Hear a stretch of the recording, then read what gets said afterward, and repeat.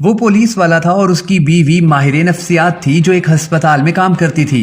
دونوں کے درمیان کافی عرصے سے جھگڑے چل رہے تھے، جس کی وجہ سے اس پولیس والے کی بیوی نے عدالت میں تعلق ختم کرنے کے لیے خلا کا کیس دائر کر رکھا تھا۔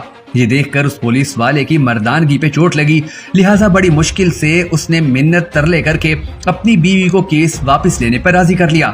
اسے شک تھا کہ میری بیوی مجھ سے طلاق لے کر ہسپتال میں کام کرنے والے ایک ڈاکٹر سے شادی کرنا چاہتی ہے۔ ان حالات نے وہ اپنی بیوی کو تو کچھ نہ کہہ سکا، لیکن صرف شک کی بنیاد پر اس پولیس والے نے ایک شریف ڈاکٹر کے خلاف بغض پال لیا۔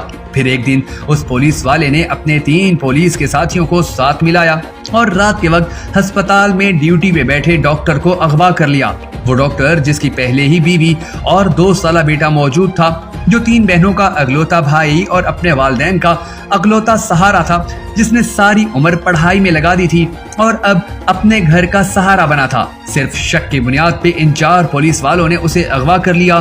افسوس کی بات یہ ہے کہ صرف اغوا کر کے مار دینے سے ان کے سینے میں ٹھنڈ نہیں پڑ سکتی تھی، اس لیے ان تمام پولیس والوں نے مل کر کئی دن تک اس پہ تشدد کیا۔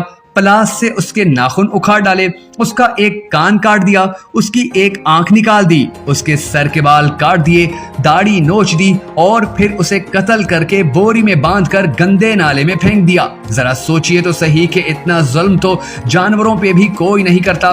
ایسی درندگی تو خود جانور بھی ایک دوسرے کے معاملے میں نہیں دکھاتے۔ پولیس کے جس کا کام لوگوں کی جان، مال اور عزت کی حفاظت کرنا تھا، اس کے پالے ہوئے غنڈوں نے ایک محنتی اور انتہائی جوان ڈاکٹر پر ظلم کرتے ہوئے درندگی کی ساری حدیں پار کر دی۔ 2 دن تک اس ڈاکٹر کا کوئی پتہ نہیں چل سکا کہ اسے اٹھانے والے کون تھے، وہ اسے کہاں لے گئے، اس کے ساتھ کیا سلوک کیا جاتا رہا۔ اس کے ساتھ ہی ڈاکٹرز چیختے رہے، لوگوں کو بتاتے رہے، منتیں کرتے رہے کہ ہمارے ساتھ مل کر اس کی بازیابی کے لیے آواز اٹھاؤ۔ ایک بے گناہ انسان پہ ظلم ہو رہا ہے۔ ڈاکٹرز کمیونٹی کے نمائندے بننے والے سارے لوگوں کو میسیجز کیے گئے، لیکن ان کے کان پر جوں تک نہیں رینگی۔ پھر نتیجہ یہ نکلا کہ کچھ دن بعد اس ڈاکٹر کی ایک گندے نالے سے بوری بند لاش مل گئی۔ جب لاش مل گئی تو انہوں نے لاش پہ سیاست کرنا ضروری سمجھا کہ جو پہلے اس کے اغوا پر ایک لفظ تک منہ سے نکالنے کو راضی نہیں تھے، ان مطلب پرست نام نہاد بڑوں نے پہلے قتل کی مذمت کی، اور جب ان کے آگے یہ سوال اٹھایا گیا کہ آخر تم لوگوں نے اس ڈاکٹر کے لیے بروقت آواز کیوں نہیں اٹھائی، تو ان نام نہاد بڑوں نے مرے ہوئے انسان پہ بدکاری کا الزام لگا کر اسے نجی معاملہ قرار دے دیا۔ ایک مرے ہوئے انسان پہ بغیر کسی ثبوت کے الزام تراشی کی اور خود ہی جج بن کر اسے گناہگار قرار دے دیا۔ سوال یہ ہے کہ یہ کیسے کم ظرف لوگ ہیں کہ مرنے والوں کی بے حرمتی کرتے ہوئے بھی انہیں شرم نہیں آتی۔ یہ ایسے گھٹیا، نیچ اور انسانیت سے گرے ہوئے لوگ ہیں کہ ان لوگوں نے ایک خون ناحق اور قتل کو جواز فراہم کرنا شروع کر دیا۔ ان بے حس لوگوں نے مقتول کے تکلیف میں ڈوبے ہوئے ماں باپ کو اپنے لفظوں کے نشتر سے مزید تکلیف دینا شروع کر دی۔ پولیس والے جو خود غنڈے بنے ہوئے ہیں، معلوم نہیں اپنے پیٹی بھائیوں کو بچانے کے لیے کس حد تک جائیں گے۔